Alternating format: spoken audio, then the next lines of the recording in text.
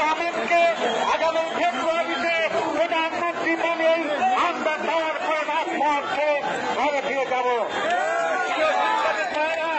আপনারা দেখেছেন নির্বাচন বন্ধ করার জন্য ষড়যন্ত্র চলছে।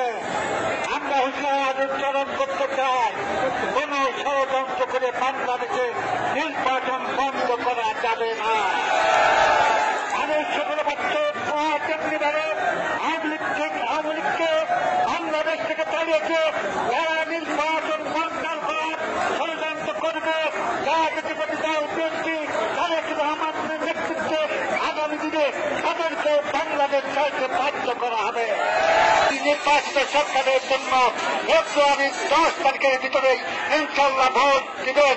আপনার পাশে বাংলার জনগণ আছে বলে ষড়যন্ত্রকারীরা করতে পারবে না। সকলকে ধন্যবাদ জানিয়ে আজকের এই 47তম প্রতিষ্ঠাবার্ষিকী বৃষ্টিভিজে আপনারা যে জ্ঞানী করেছেন, আমাদের আপনাদের প্রতি কৃতজ্ঞতা জানিয়ে বিশেষ করে আমার মা বোন দিদি কাকিমেরা যারা এসেছেন তাদের প্রতি কৃতজ্ঞতা জানাচ্ছি। ইনশাল্লাহ আপনাদের সাথে আবারও আমার দেখা হবে, বারবার দেখা হবে, প্রতিনিধিত্ব দেখা হবে। সকলকে অসংখ্য ধন্যবাদ। আসসালামু আলাইকুম। এবং হিন্দু কাকিমারা যারা এসেছেন তাদের প্রতি আদাব নমস্কার। সকলের জন্য শুভকামনা থাকবো। সকলকে ধন্যবাদ।